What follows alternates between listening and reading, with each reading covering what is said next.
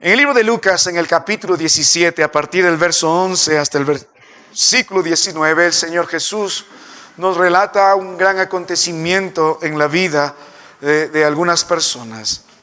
La palabra de Dios nos enseña que Él sanó a 10 leprosos y los 10 se presentaron conforme al Señor ante el sacerdote. Pero la palabra de Dios nos enseña que solamente uno vino dando gracias al Señor. El énfasis de esta porción podría estar en el hecho milagroso del Señor.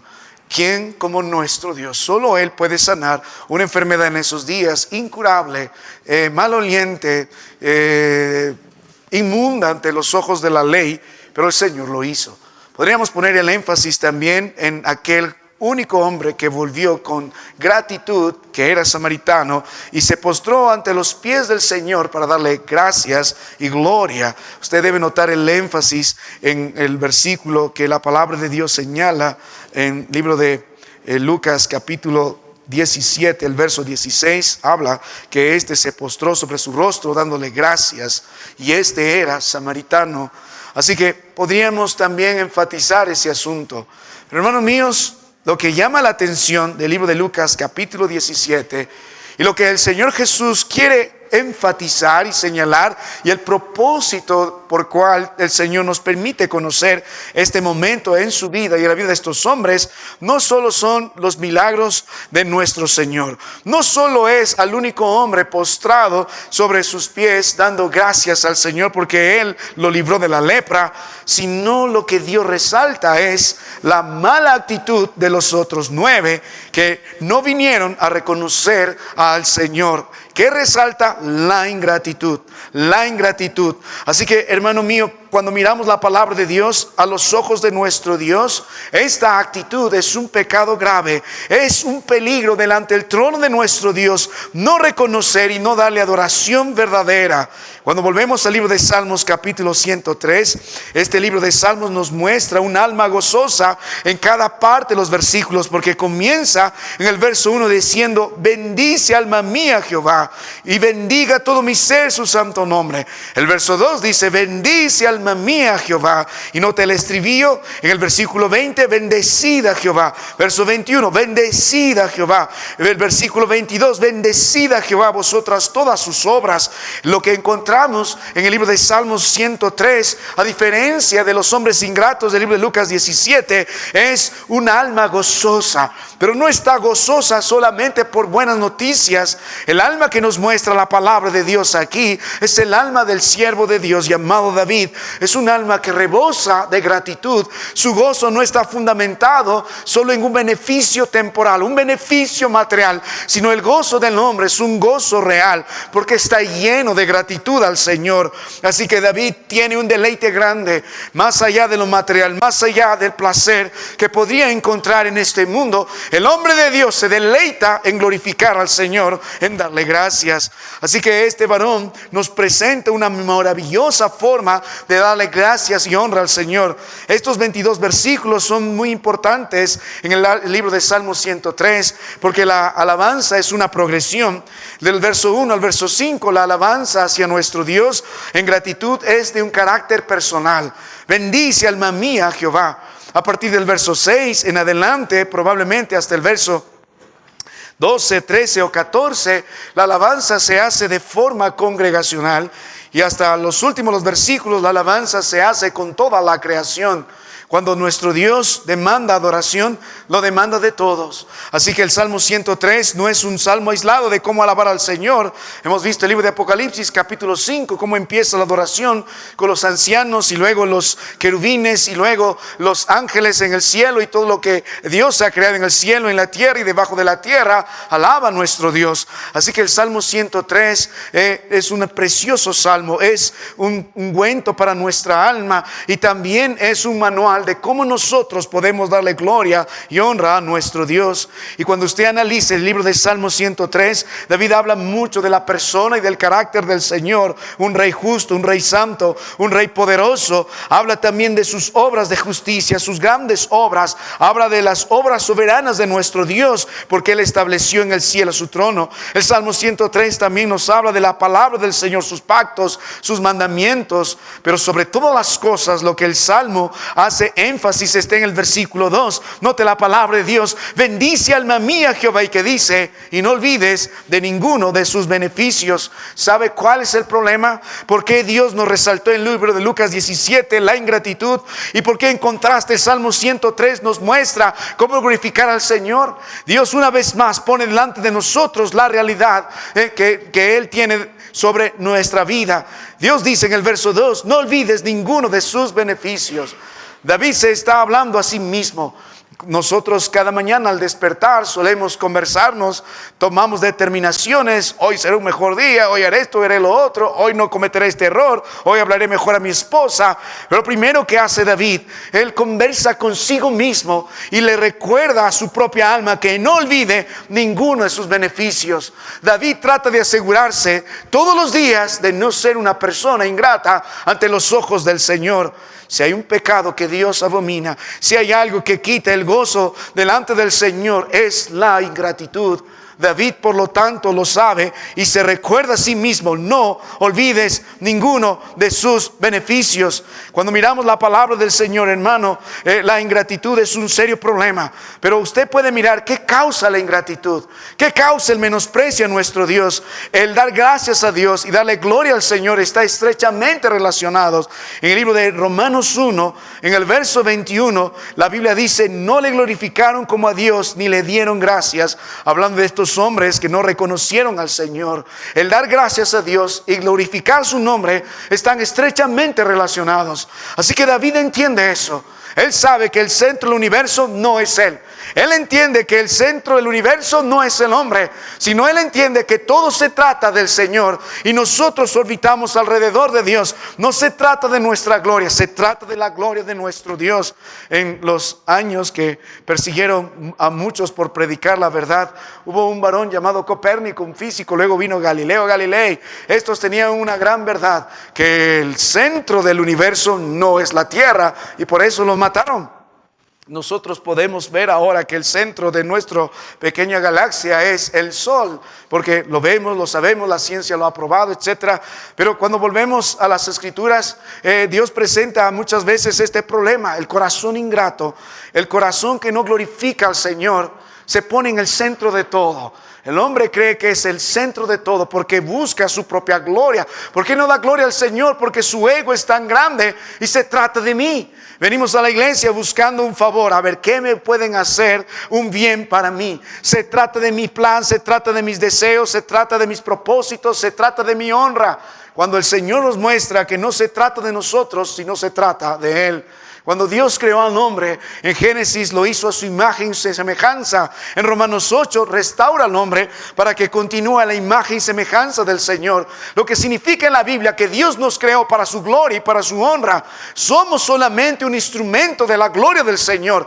Nosotros no buscamos nuestra propia gloria. Pregúntale a Satanás cómo le fue cuando se levantó delante del Señor, buscando su propia gloria y queriendo establecer un trono sobre el trono del Señor. Pregunta a Adán y Eva, nosotros somos descendientes de ellos. ¿Qué tal les fue cuando se levantaron como el Señor y quisieron ser como Dios, escuchando el mal consejo de la serpiente antigua? Hermano mío, usted no es el centro de todo. No se trata sobre usted, su gloria, su honra, sus planes, sus propósitos, su vida ajena del Señor. Se trata de Él. El Evangelio se trata de la gloria del Señor. Dios restaura un alma para que viva para la gloria de Dios. Dios restaura una familia para que vivan para la gloria de Dios. Dios congrega un pueblo para que vivan para la gloria de Dios. Si respiro, si camino, si como, si duermo, si me levanto, si estoy aquí o estoy allá, todo se trata de la gloria y honra para nuestro Dios. La Biblia está llena de todo esto. ¿Y qué es la gloria de Dios? En la palabra podemos ver que es la manifestación de Dios. Es la manifestación del peso y del valor de su persona. Dios es el sol radiante que resplandece. Aunque muchos no quieran reconocer, Él sigue siendo glorioso, Él sigue siendo Dios. Y cada perfección suya quiere ser manifestada. La Biblia nos enseña en el Salmos 19:1 que los cielos cuentan la gloria de Dios y el firmamento anuncia la obra de sus manos. Dios se hace glorioso a través de la creación. La creación predica: Dios es poderoso. Hay un Dios sabio, hay alguien que diseñó todo esto y le dio un propósito. No venimos en miles y miles de años de evolución de la nada. Pero Cuando miramos la palabra del Señor, la manifestación más grande a lo largo de todas las escrituras anunciadas es cuando Cristo estuvo con nosotros. La Biblia dice, y aquel verbo fue hecho carne en Juan 1:14, y vimos su gloria como el unigénito del Padre. A lo largo del Antiguo Testamento su gloria fue manifestada a través en lugares establecidos como ese monte donde ardía y dio la ley, en el tabernáculo y luego en el templo, el Shekinah. La gloria de Dios fue manifestada, sus poderes, sus milagros a favor de su pueblo. Pero ninguna, manifestación de la gloria de Dios se elevó a notas sublimes, sino a través de la persona de Cristo Jesús. Él mostró su amor en medio de nosotros, mostró su poder, mostró su verdad, mostró su misericordia y su plan perfecto al derramar su sangre en la cruz del Calvario. La gloria de Dios se elevó a notas inimaginables cuando fue levantado Cristo en la cruz del Calvario. Cada perfección del Señor fue omnipotente para sufrir. El Señor tuvo que soportar por nuestras culpas el juicio del Padre. ¿No ver a un Cristo glorioso allí? Cuando Él resucitó, recibió una gloria de parte del Padre y ahora gobierna con poder y majestad al lado del Padre, y un día volverá. Se trata de Él, no se trata solo de nosotros. Así que David entiende esta verdad. Por eso vive grato al Señor. Por eso se recuerda para darle la gloria al Señor. Y sabe, una de las razones, si miramos la palabra del Señor, por las cuales nosotros somos personas tan ingratas, sabe, lo que normalmente solemos recordar son los problemas que tenemos durante los años. Solemos recordar las enfermedades, solemos recordar delante del trono de Dios los problemas económicos, lo mal que nos ha ido durante este año que está terminando. Somos propensos a recordar siempre las cosas que aparentemente han sido negativas en nuestras vidas durante este año. Pero muy pocos suelen recordar todo el bien que Dios ha hecho aún en medio de las dificultades hacia nosotros. Ustedes que son padres no pueden dejar de mirar a otro lado al tener el corazón ingrato de un hijo. Muchos han hecho todo lo que han podido por sus hijos, se han sacrificado, han dado lo mejor de su tiempo, de su esfuerzo en la dirección. Pero no hay nada más triste para un padre que un hijo se levante y lo deshonre siendo ingrato, sin valorar todo el esfuerzo previo. Imagínense, nosotros vivimos así delante de Dios. Somos por naturaleza ingratos. ¿Por qué? Una de las causas es el orgullo en nuestra vida. El salmista dice, bendice alma mía a Jehová y bendiga todo mi ser su santo nombre. Bendice alma mía a Jehová y se recuerda y no olvides ninguno de sus beneficios. El salmista sabe que todo lo que él ha recibido no es por su mérito, ni por su buen carácter, ni por su gran alcance, ni por su esfuerzo moral, sino por gracia. El salmista presenta un espíritu totalmente contrito y humillado para dar gracias al Señor. El problema, ¿por qué somos personas tan ingratas ante el trono del Señor? Es por nuestro orgullo. Nosotros nos ponemos al centro buscando la gloria de Dios para nosotros. Se trata de lo que queremos, de lo que deseamos. Miramos con menosprecio a los demás y levantamos el puño ante el trono del Señor, dejando a un lado su palabra para hacer las cosas a nuestra manera. El orgullo es un serio pecado, la arrogancia. En Proverbios 6, la primera cosa que Dios destaca que abomina más su alma son los ojos altivos. Y por naturaleza el hombre es vanaglorioso. Por naturaleza se eleva, por naturaleza cree ser superior, por naturaleza tiene un concepto elevado de sí mismo, y nosotros somos buenos para proyectarlo. Proyectamos ante los demás algo que queremos mostrar que no es compatible con nuestra realidad. Queremos mostrar cuán buenos somos, todas las cosas que podemos hacer, todas las cosas que podemos decir, la posición a donde podemos llegar, y nos gusta jactar de ello. Pero la realidad, hermano mío, más allá de esa pantalla que usted proyecta, usted sigue siendo como el Señor describe en Apocalipsis capítulo 3 a la iglesia en la Odisea. Y no sabes, tú dices yo soy rico y no sabes que eres pobre, miserable, desventurado, ciego, que necesitas del Señor. ¿Por qué somos ingratos? Porque somos orgullosos. Creemos que todo lo que tenemos es por nuestro mérito. Creemos que todo lo que hemos logrado es porque ha sido por nuestro esfuerzo. Por eso tu corazón no se eleva y decir gracias, Señor, porque usted cree que todo es producto de su propio esfuerzo. Hermano, el aire que usted respira esta noche es del Señor. Si su corazón late es porque el Señor en su gracia así lo quiere. Todo lo que usted tiene es porque Dios le ha dado. Todo lo que no posee es porque Dios no quiso darle. Todo usted, su familia, hasta sus hijos le pertenecen a Dios. Todo es del Señor. Y no lo dio solo para la jactancia suya y el malgasto de los bienes del Señor. Lo dio para que usted lo administre para gloria y honra suya. Esto es un golpe duro al orgullo humano. En el libro de Daniel usted puede ver el capítulo 3, la jactancia de Nabucodonosor representa el corazón del hombre. Mira mi gloria, mira mi esfuerzo, todo esto yo me lo merezco. Y Dios tuvo que humillar a este hombre y decir: hey, ¿tú quién eres delante de un Dios grande? Todo lo que tienes es porque Dios ha dado. Dios pone y Dios quita reyes. Dios te dio y Dios también te lo puedo quitar. Y le humilló y lo vistió como animal por mucho tiempo hasta que entró en razón y dijo: Él es el verdadero Dios. Cuando miramos la palabra del Señor, el corazón ingrato se eleva porque está lleno de orgullo, lleno de autosuficiencia. No reconoce el bien que Dios le ha hecho. La palabra del Señor nos muestra, por ejemplo, en 2 de Crónicas, capítulo 32, el versículo 25, hablando de Ezequías, y dijo la palabra de Dios que Ezequías no correspondió al bien que le había sido hecho, antes se enalteció su corazón. ¿Por qué somos ingratos? ¿Por qué no damos la gloria al Señor todos los días? ¿Por qué no llevamos a nuestros hijos a humillarse ante el Señor y decir gracias al Señor? Porque nuestro corazón es un corazón ingrato. Ahora, es un corazón orgulloso. Otra la razón, volviendo al libro de Salmo 103, ¿por qué somos culpables de ingratitud? ¿Por qué no le damos la gloria que el Señor merece? No solo por el corazón orgulloso. Un corazón orgulloso es propenso a ser un corazón que olvida el bien que Dios ha hecho. Por eso el verso 2 dice, Salmo 103, bendice alma mía Jehová, y no olvides que dice ninguno, y en plural está, de sus beneficios. La palabra olvidar aquí es obviamente no traer a memoria con frecuencia. ¿Sabe, hermano mío? El olvido del bien de nuestro Dios hacia nosotros es un mal generalizado en la vida de muchos que dicen ser creyentes.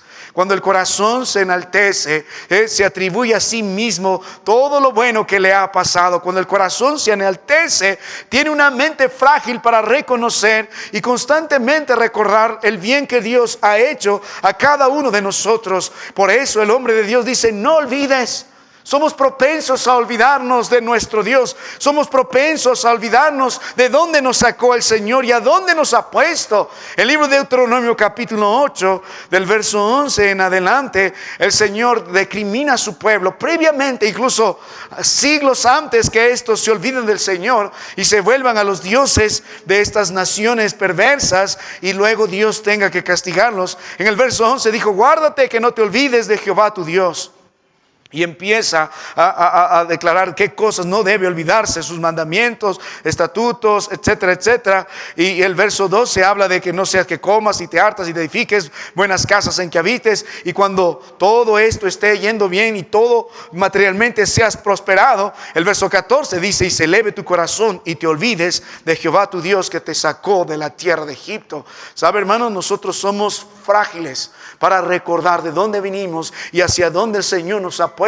De pronto cuando las cosas están bien, de pronto la economía mejora, la salud mejora, ya no necesitamos dar gracias al Señor, ya no necesitamos pedir por el pan nuestro, como todo está asegurado, olvidamos dar gracias. Alguien me advirtió seriamente antes de entrar al ministerio y bajo la palabra de Dios dijo, hey, hay dos momentos en la vida del hombre que son sumamente peligrosos, cuando estás muy en lo bajo y cuando estás muy en lo alto. En ambas circunstancias el libro de Proverbios dijo, Señor, no me des pobreza ni miseria para que no te maldiga, ni abundancia para que mi corazón se olvide de ti. Cuando miramos la palabra del Señor en el libro de Salmo 103, ve esta razón, porque el corazón es ingrato, por un corazón orgulloso que empieza a tomar el crédito de sí mismo, de todo el bien que ha recibido, y es propenso a olvidar y no reconocer que todo lo que tiene y todo lo que es y a donde está es porque el Señor en su gracia así lo ha permitido. Así que, hermano mío, ¿hay consecuencias de un corazón ingrato? Sí. Cuando miramos la palabra del Señor, para empezar, enfría la adoración. Como un corazón ingrato, un corazón orgulloso, con una mente frágil que no reconoce el bien de Dios, puede decir: bendice alma mía Jehová. ¿Cómo podemos glorificar el nombre de Dios siendo orgullosos, viviendo aún en nuestra maldad? ¿Cómo podemos decir la gloria sea al Señor? Un corazón ingrato alimenta también el descontento, porque constantemente es un corazón que se queja. Un hombre, hermano mío, que vive delante del rostro del Señor quejándose constantemente es porque no conoce a Dios. No conoce a Dios. El Dios de la Biblia es un Dios bueno. El Dios de la Biblia es un Dios de gracia y misericordia y verdad. Sí, es un Dios justo. Pero cuando hemos visto la ira de Dios se enfrenta con la misericordia de Dios en todas las oportunidades en el Antiguo y sobre todo en el Nuevo Testamento con Cristo en la cruz del Calvario, la misericordia del Señor siempre triunfa. Aún en el gran día de su ira en el libro de Apocalipsis, el Señor hace una pausa mientras está castigando a los hombres para dar oportunidad al arrepentimiento. La misericordia de Dios triunfa. ¿Por qué entonces nuestro corazón es ingrato? Por nuestro orgullo. Tenemos una mente frágil para olvidar todo el bien que Dios ha hecho. Esto enfría nuestra adoración y esto alimenta el descontento. Por eso vivimos quejándose. Nunca estamos felices, nunca estamos satisfechos. Y además, hermano mío, un corazón así ingrato es un corazón idólatra. No reconoce al Señor, no le da la gloria al Señor. El hombre se ha puesto sobre nuestro Dios. El Dios más grande en Egipto era el faraón. Así que por lo tanto nosotros nos apartamos del Señor y según Romanos 1 nuestro entendimiento es entenebrecido. Ahora, volviendo a la palabra del Señor, hermano, cuando hablamos de dar gracias al Señor, la actitud de dar gracias al Señor en la Biblia es en primer lugar una demanda. Si usted va al libro de Filipenses 4 del verso 6 al verso 7, la Biblia dice: por nada estéis afanosos, y empieza a describir cómo debemos enfrentar el afán, poniendo en oración y ruego. Y al final del versículo dice que debemos dar gracias a nuestro Dios. El versículo 6, con acción de gracias a la mitad del versículo. Lo mismo en Colosenses 3, al final, en el versículo 17, dando gracias a Dios al Padre. En 1 Tesalonicenses capítulo 5, el verso 18, debemos dar gracias a Dios en todo. En Efesios 5, versículo 20, dando gracias a Dios siempre en todo. El libro de Hebreos, el libro de Salmos, el libro de Santiago y varios salmos, como el Salmos capítulo 23, al final: el bien y la misericordia me seguirán todos los días de mi vida, y en la casa de Jehová moraré por largos días. La gratitud es algo que Dios demanda. El creyente por naturaleza sabe dar gracias al Señor. Y cuando vuelves al libro de Salmos 103, la Biblia nos da grandes lecciones acerca de la gratitud a nuestro Dios y de la gloria al Señor. No solo es una ordenanza para el creyente. Mira el libro de Salmos 103, cuando se habla de la gratitud. Note el verso 1 otra vez: bendice alma mía a Jehová. Primero es una alabanza intencional. No es superficial, no es mecánica, sino David a sí mismo se determina y manda: bendice alma mía a Jehová. David tiene el deseo natural de alabar al Señor, aunque es una ordenanza darle gloria y honra a nuestro Dios. De David parte de manera natural. No solo es intencional, sino también es específica, porque dice: y bendiga todo mi ser su santo nombre. Y más abajo dice: Él es quien perdona todas tus iniquidades, el verso 3, y va a hablar de algunas razones que veremos después. Pero la alabanza de David también es específica.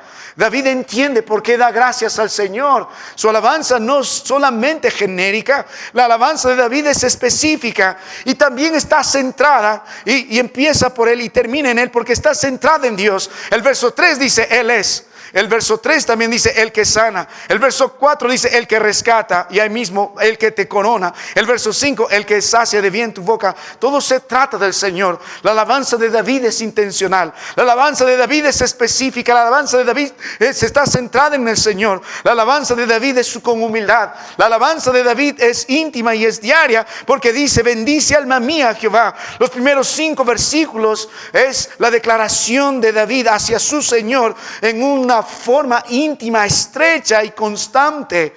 Así que cuando miramos la palabra de Dios, David tiene grandes lecciones para enseñarnos cómo darle gloria y honra a nuestro Dios en humildad, en intimidad, con intención, específicamente centrada al Señor, en humildad, constantemente. Pero podemos hablar de muchas otras verdades, pero esta noche queremos centrarnos en el mensaje. Note nuevamente el verso 2. Bendice alma mía a Jehová. El énfasis del Salmo 103 es claro, es la gratitud y la glorificación al Señor. Varias veces se repite, bendice alma mía, y termina con bendecida Jehová con toda la creación. Así que David pone esto en un lugar importante. Para él es prioritario. David despierta y dice, bendice alma mía Jehová. David está en circunstancias penosas y dice, bendice alma mía Jehová. David está por la noche y dice, bendice alma mía Jehová. David está con el viento de parte de nuestro Dios a favor y sus enemigos son destruidos. Y David dice, bendice alma mía a Jehová. David está siendo perseguido por su propio hijo y David dice, bendice alma mía a Jehová. David está siendo avergonzado porque otro está en su trono y David dice, bendice alma mía Jehová. David está a punto de partir a la presencia del Señor. Es un anciano, cumplió su propósito y sin embargo el corazón de David sigue diciendo, bendice alma mía a Jehová. Qué corazón tan grato. La alabanza y la gratitud al Señor es un tema primordial en la vida de David. Es lo que manda todo su ser. Ahora cuando usted vuelve a la palabra de Dios, llegamos a la gran verdad. Hemos hecho una breve introducción, entendiendo un poco el contexto, viendo también el Salmo y toda su secuencia, entendiendo el tema de la ingratitud y las razones de la ingratitud y la forma en que David contrarresta esto, dando gracias al Señor, tomando la gratitud como un tema primordial porque glorifica al Señor. Entonces, hermano mío, el creyente debe vivir alabando a Dios en verdad. No vale solo decir, bendice alma mía Jehová. No solo es venir a la iglesia, no solo se trata de cantar un lindo cántico, no solo se trata de elevar una sencilla oración, sino es un estilo de vida. David vive constantemente, con todo su ser, porque la Biblia dice, bendiga todo mi ser, con todo lo que es, espiritual, mi cuerpo, glorificando a Dios en verdad. No solo fin de año, no solo en momentos difíciles o momentos de abundancia, sino el hombre de Dios tiene un estilo de vida de gloria y honra y gratitud al Señor. David aprendió a ser grato al Señor todos los días de su vida. Y la pregunta es entonces, David, ¿por qué vives alabando al Señor todos los días de tu vida? Si preguntarías lo mismo al varón del Señor, el apóstol Pablo también tendría la misma respuesta, porque algo podemos ver. Todo hombre de Dios y toda mujer de Dios vive agradecido al Señor todos los días de su vida y le alaba en espíritu y en verdad. El apóstol Pablo respondería en el libro de Efesios 1, en el verso 3 dice, bendito sea el Dios y Padre. Y empieza a darnos una gran alabanza, una doxología de 3 capítulos, porque alaba al Señor con gozo. Todo hombre de Dios, así como David, así como Pablo, empezaron a escalar en las perfecciones de Dios, en el monte de las grandes obras de Dios y los beneficios de Dios. Y cuando llega el clímax, lo único que puede decir sobre esa cima, la gloria sea a Dios. Tanto bien que ha hecho a mi favor. La gloria sea a Dios. Así que la alabanza brota de manera natural. La gratitud brota de un corazón agradecido porque ha sido testigo de cada beneficio. No es mecánico, no es superficial, no es por costumbre, sino brota de manera natural. Para estos hombres del Señor, el dar gloria y honra a Dios es como respirar. Ellos no podrían vivir los días en la tierra sin darle gloria y honra al Señor. No forma parte de su naturaleza. Son hombres que han aprendido a decir, bendice alma mía a Jehová. Así que hermano mío, note el verso 2 y no olvides ninguno de sus beneficios. ¿Por qué razón o por qué el creyente debe vivir alabando al Señor? ¿Por qué? ¿Por qué?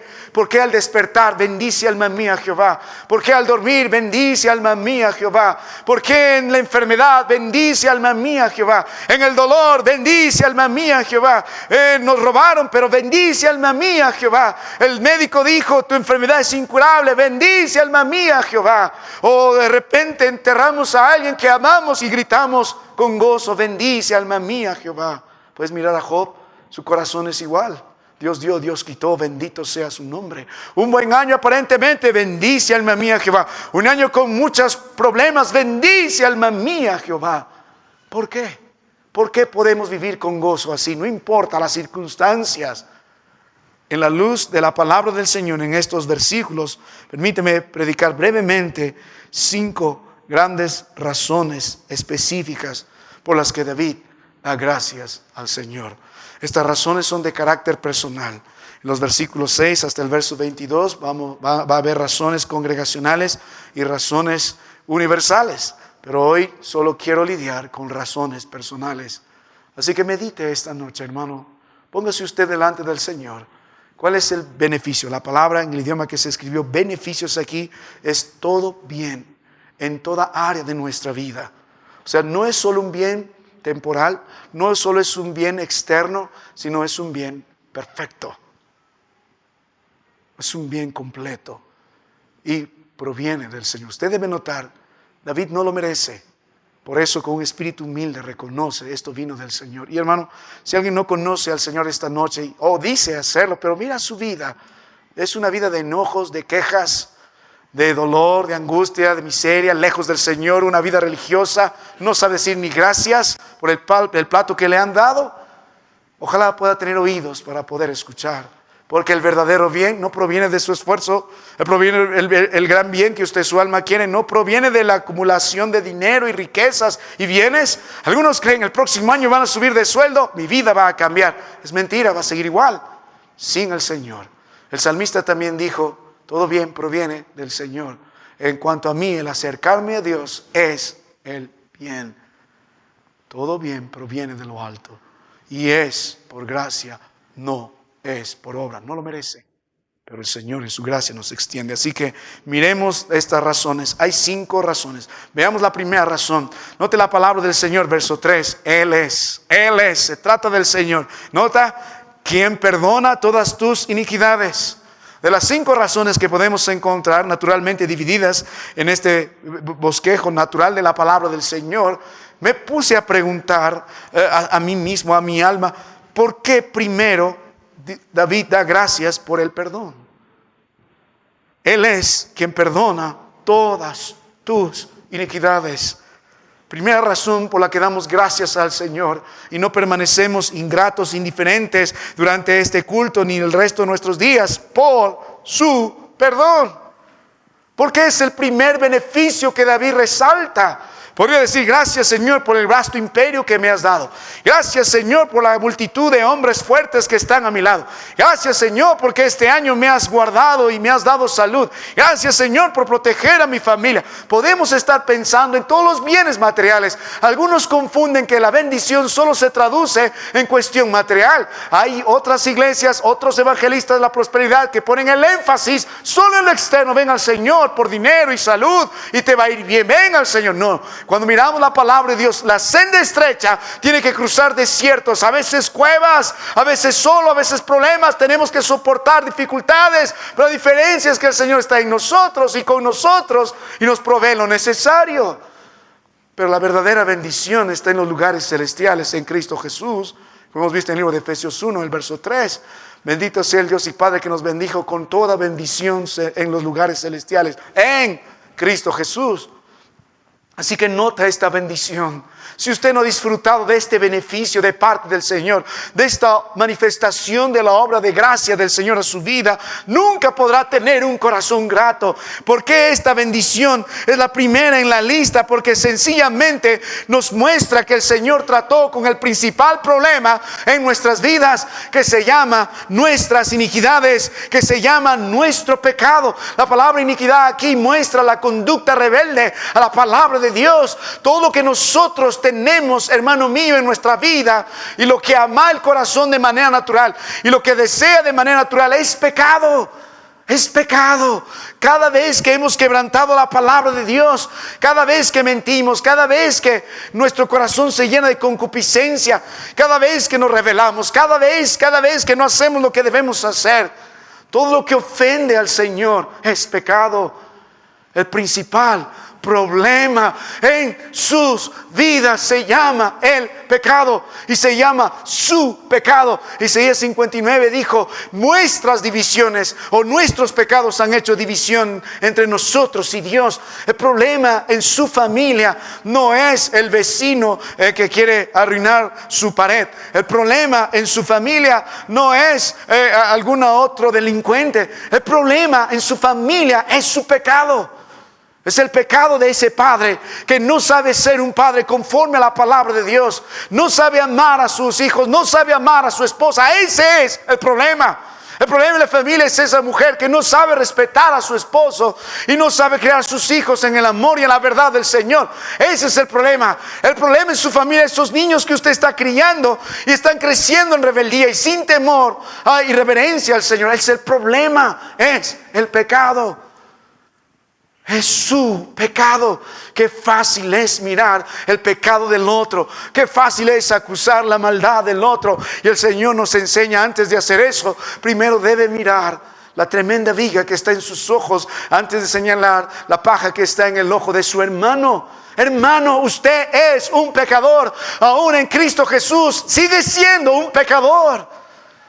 ¿Alguna vez se ha tomado la molestia de contar cuántas veces ha ofendido al trono del Señor solo en este día? Si usted no leyó de temprano la palabra del Señor y dobló sus rodillas y se encomendó al Señor, ha pecado. No es el Señor primeramente su justicia, no ha buscado primeramente en Dios su justicia. Si usted peleó con un hermano, ha pecado. Si usted insultó a otro, ha pecado. Si usted, debiendo hacer lo correcto ante los ojos de los demás, no lo han hecho, ha pecado. Si usted ha deseado mal a otro hermano, ha pecado. Si usted ha mentido, ha pecado. ¿Cuántas veces ha pecado hoy? ¿Y qué tal? No solamente el día de hoy. ¿Qué tal? ¿Cuántos pecados cometió durante esta semana? ¿Y qué tal durante el mes de diciembre? Y si lo miramos a la luz del año 2025, bueno, para recordar: Dios me olvidó, Dios me dejó, Dios me desamparó. ¿Qué problemas he tenido? Sí, ¿por qué no recuerda todas las veces que ofendió al trono del Señor y desobedeció su palabra? ¿Cuántos pecados se puede listar durante el 2025 que subieron al trono del Señor en ofensa y que vino de su corazón? Ahora extienda a los años que vive en esta tierra. Dios tuvo que cortar la humanidad antes del diluvio porque los hombres vivían muchos años, muchos siglos. Imagínense pecadores de 900 años, de 800 años, de 700 años.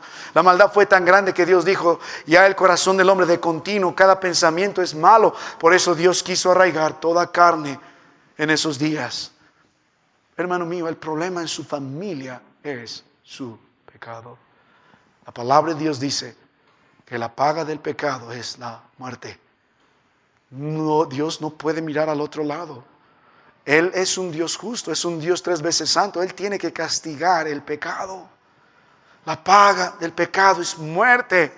Y hay muerte en nuestras vidas. La paga de un buen matrimonio no es el pecado. La paga de un buen trabajo no es el pecado.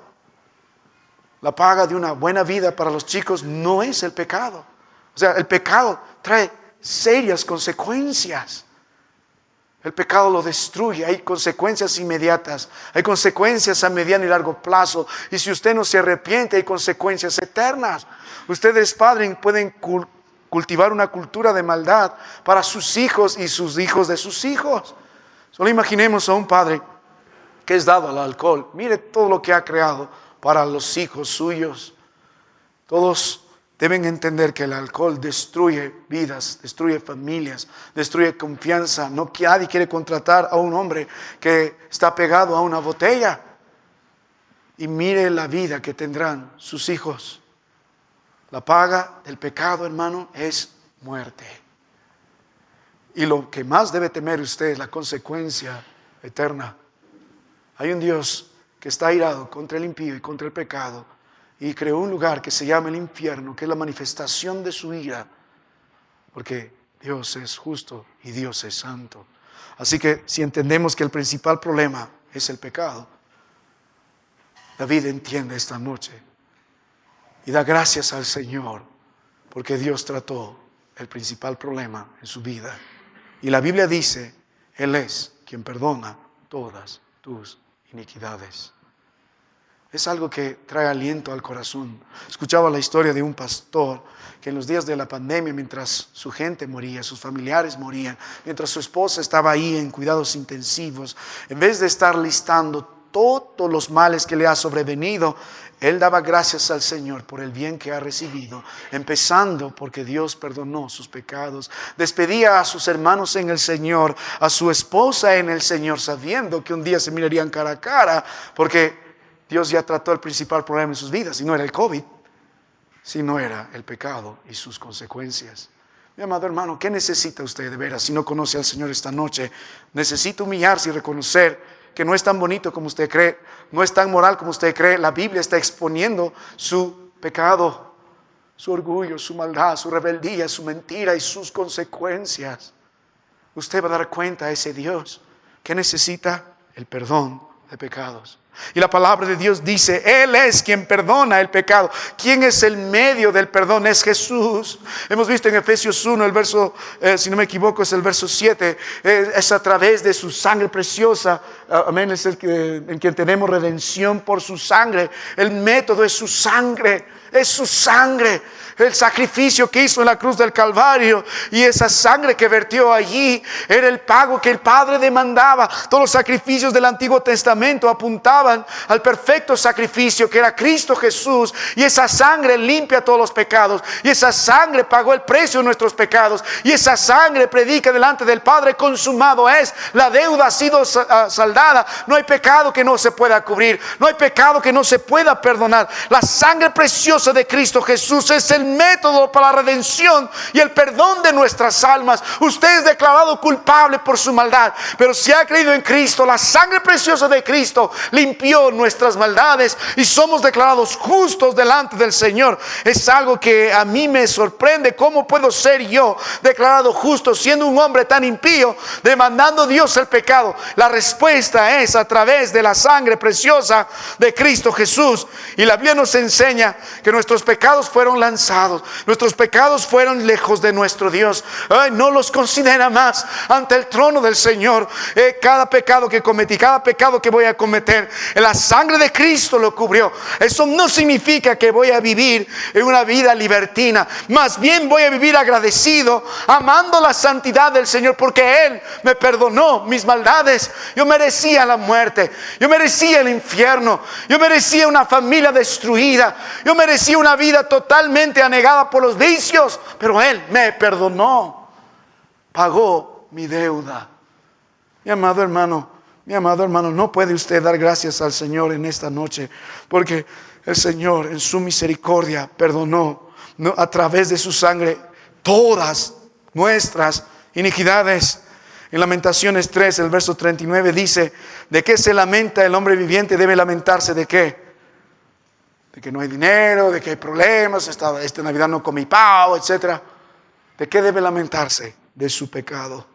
Todo el libro de Lamentaciones se llama así porque Jeremías, a quien Dios inspiró, llora por las consecuencias del pecado en la vida de su pueblo. Mi amado hermano, la palabra de Dios en el libro de Isaías capítulo 53, a partir del verso 5 en adelante, habla de lo que Jesús hizo por nosotros. Él fue herido por nuestras rebeliones, molido por nuestros pecados. El castigo de nuestra paz fue sobre Él, y por su llaga nosotros fuimos curados. Todos nos carriamos como ovejas, cada cual se apartó por su camino, mas Jehová cargó con el pecado de todos nosotros. Mi amado hermano, libro de Miqueas capítulo 7 del verso 18, el Señor también dice: ¿qué Dios como tú, que perdonas la maldad y olvidas el pecado del resto de su heredad? Porque no retuvo para siempre su enojo, porque se deleita ¿en qué? En misericordia. Él tendrá misericordia de nosotros, el verso 19. Él sujetará nuestras iniquidades y echará en los profundos del mar, que dice todos nuestros pecados. En este mismo contexto del libro de Salmos, capítulo 103, la palabra de Dios nos enseña lo mismo, que Él perdonó todas nuestras iniquidades, las sepultó tan lejos, de tal forma que delante del Señor, por su sangre, somos declarados justos. El perdón. Vuelvo a la palabra de nuestro estudio rápidamente, el libro de Salmos 103. Permíteme citar lo que queda. Note el versículo 3, la obra perfecta del Señor. ¿Por qué le damos gracias esta noche? Porque Él perdonó nuestros pecados. ¿Por qué le damos gracias al Señor? Porque la obra del Señor no termina solo ahí. Nota, el que sana todas tus dolencias. Del verso 3 al verso 5 hay una progresión de la obra maravillosa del Señor. Todo esto tiene que ver con la salvación. Primero empieza con el perdón de pecados y luego con las dolencias que causa el pecado. ¿Por qué nos enfermamos? Porque este cuerpo de barro siempre tiende a enfermarse. Dios creó un hombre perfecto, pero desde que entró el pecado, sufrimos. El pecado ve sus consecuencias. El pecado y sus consecuencias. Sí, hermano mío, la palabra de Dios dice sana todas tus dolencias, pero tenemos que mirar esto bajo el contexto para no tomar una interpretación y aplicarla a contextos que no tienen nada que ver. Pero pastor, aquí dice que Él sana todas las dolencias, entonces hoy yo estoy enfermo de tal. Dios tiene que sanarme. Primero, si sana es porque Dios lo ha querido. Él es el médico de médicos. Y si Él no quiere es porque en su gracia tiene un propósito en su vida. Créelo o no, un día vamos a partir a la presencia del Señor. Pero el punto es que Dios tiene el control de todo esto. Así que si alguien está enfermo, confíe en el Señor, en su plan, en su voluntad. Si alguien puede hacer algo, Él es el médico de médicos, el Señor. Pero ¿qué tal si no solo hablamos de las dolencias externas de esta carne que tarde o temprano tiene que sufrir? ¿Qué tal de las dolencias en el alma por el pecado? ¿Qué tal la dolencia de un corazón afligido, angustiado, preocupado, traicionado? ¿Qué tal de las dolencias de un corazón ensangretado, frustrado al ver que no resultaron las cosas? ¿Qué tal las dolencias de un corazón criticado, menospreciado, injuriado? ¿Qué tal las dolencias? ¿No es el Señor varón de dolores que conoce todo esto? Si alguien puede sanar es nuestro Dios. Si alguien puede poner ungüento es nuestro Dios. Si alguien puede vendar el corazón así quebrantado, no es nuestro Dios. Él es el que sana. Las heridas por el pecado son heridas que solamente el Señor puede sanar. Solamente el Señor puede restaurar. Oh hermanos, nosotros somos buenos para causar heridas a otros. Palabras hirientes, malas actitudes, dureza. Somos ásperos porque somos orgullosos. No somos mansos ni humildes de corazón como el Señor. Nos gusta causar heridas. Oh, ese corazón afligido, ¿quién es el que sana las dolencias? El Señor, a través de su palabra, a través de sus propósitos. La Biblia dice, envió su palabra y los libró de su ruina. En nuestra tierra está enferma, nuestra familia está enferma por el pecado. ¿Quién sana? Él es el que sana. Es el Señor, es su palabra, es su propósito, es su perdón, es su espíritu. Mi amado hermano, cuando miramos la palabra del Señor, Él dice todas las dolencias. No hay dolencia en el alma que el Señor no pueda tratar. Un día nos dará perfecta salud en un nuevo cuerpo, sanará todas las dolencias, pero es el que sana todas las dolencias, no solo físicas, sino también del alma. No solo del alma, sino en un ámbito espiritual. Él es el que sana al hombre caído. Él es el que sana al hombre enfermo por su pecado. Él es el que sana. Mi amado hermano, cuando miramos el libro de Isaías capítulo 61, del verso 1 en adelante, el Señor describe su ministerio y todo tiene que ver con esta perfecta salud que Él da.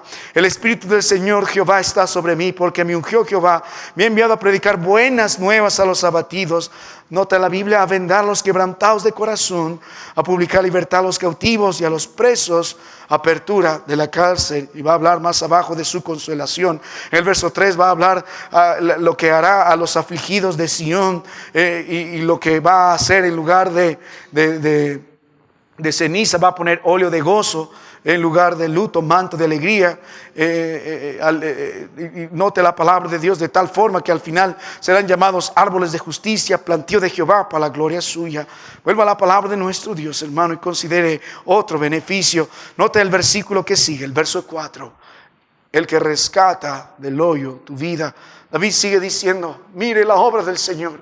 Bendice alma mía Jehová, porque primero perdonó todos mis pecados. Él fue el que derramó su sangre por mí. Él no solo eso, sino sanó toda dolencia mía. Bendice alma mía Jehová, porque no solo me perdonó, sino también me sanó. Ahora note la palabra del Señor. Continúa el proceso de obra del Señor de gracia, el que rescata del hoyo tu vida. ¿Por qué damos gracias al Señor por su perdón? ¿Por qué damos gracias al Señor por la sanidad que tenemos en Cristo Jesús? ¿Por qué nosotros damos gracias al Señor también por la redención que tenemos en Él? La Biblia dice, nota el verbo, el que rescata del hoyo tu vida. La palabra hoyo aquí tiene que ver con un hueco, a veces se usaba para hablar de una fosa, de un sepulcro. El punto es que el Señor obra de una forma perfecta, perdonó nuestros pecados, sana las dolencias, productos del pecado, pero no termina ahí, también nos restaura. Dios es un Dios perfecto, también sabe restaurar. Hemos estado en el hoyo, hemos estado en los sepulcros, hemos estado en una vida destruida, hermano. De cuántas cosas Dios en su gracia no nos ha salvado. Y aquellos que hemos estado presos de algún tipo de vicio, de algún tipo de adicción, se convirtió en sepulcro probablemente en nuestra familia y en nuestro corazón, cobijando todo tipo de maldad y perversión. Otros en el hoyo del dolor, en el hoyo de la angustia, en el hoyo de los problemas, en el hoyo de la depresión, en el hoyo de las preocupaciones. ¿Quién es el que nos saca de ese antiguo estilo de vida? Es el Señor. Eso se llama redención. Nos redime, nos compró para que podamos volver libres. Note la palabra del Señor en el libro de Salmos capítulo 40. Note las escrituras. El libro de Salmos capítulo 40. Note la palabra de nuestro Dios en esta noche. Salmos capítulo 40. El verso 1 dice: pacientemente esperé a Jehová y se inclinó a mí, oyó mi clamor y me hizo sacar del pozo de la desesperación, del lodo cenagoso. Y note la obra de Dios: puso mis pies sobre peña y enderezó mis pasos, puso luego en mi boca cántico nuevo, alabanza a nuestro Dios. Verán estos muchos y temerán, y que dice, y confiarán a Jehová. ¿Quién hizo eso? Fue el Señor. ¿Quién puede romper las cadenas del pecado? El Señor. ¿Quién puede traer un corazón nuevo a nuestras vidas? El Señor. ¿Quién puede traer gozo a nuestras familias? El Señor. ¿Quién puede traer paz a nuestras vidas? Es el Señor. Mire la obra del Señor: perdona, sana, pero también restablece. Oh, hermano mío, ojalá que usted pueda meditar esta noche todo el favor de Dios en su vida. Si Dios le ha perdonado, dile gracias, Señor. Si Dios ha sanado las dolencias por el pecado, también vamos a decir gracias a nuestro Dios. Si Dios nos rescató de las fauces de Satanás, de este mundo y del pecado, y estableció nuestra vida en la nueva vida que tenemos en Cristo Jesús, debemos darle gracias. Hay esperanza para aquel que esta noche vive en el hoyo. No sé en qué tipo de sepulcro se encuentra su vida. No sé qué pecado le aqueja. No sé qué maldades está sobre usted. Pero sí sé quién le puede rescatar. Él es quien rescata del hoyo su vida. Ahora note algo más, hermano, no termina ahí. Note el verso 4, en la secuencia del Señor hay perdón, hay sanidad, hay redención, pero también hay honra. La Biblia dice: el que te corona de favores y misericordias. La palabra aquí no trata de merecimiento la corona, sino más bien es de gracia en el contexto. Pero la corona, ¿de qué está hecho? De favores y misericordias. Puedes ver la palabra gracia y misericordia mezclada aquí. La palabra favor, obviamente, recibimos lo que no merecemos, y la palabra misericordia del Señor no nos da lo que merecemos. En la gracia del Señor, en la gracia de Dios, Dios nos da lo que usted y yo no merecemos. Nos salva, nos restaura, nos introduce a la esfera de su gracia, y en su misericordia evita el fin que usted y yo merecemos. Merecíamos la muerte, pero Dios en su gracia lo evitó. ¿Recuerdas la historia de este samaritano? Pasó el levita, pasó el otro varón, el sacerdote, y ambos que miraron a este hombre medio muerto, despojado de todo bien, que descendía de Jerusalén a Jericó, no hicieron nada. Cuando pasó el buen samaritano, lo miró, y la Biblia dice: fue movido a misericordia. Es lo que hace la misericordia de Dios.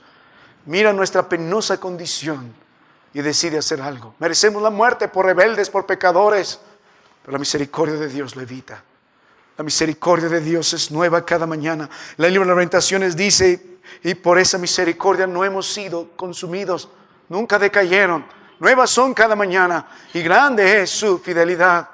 Hermano, qué honra la que tenemos en el Señor. No es como la honra del mundo, es la honra del Señor. Ahora que Dios establece nuestras vidas, ¿qué nos acompaña?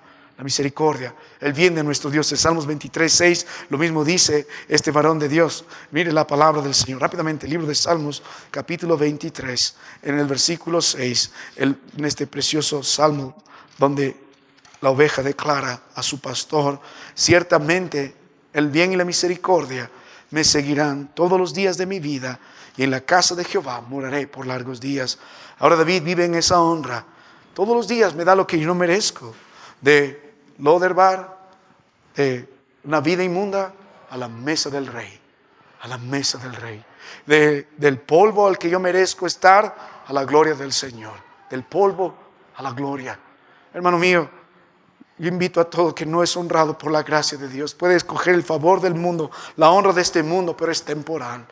La honra que usted necesita es la honra de la gracia.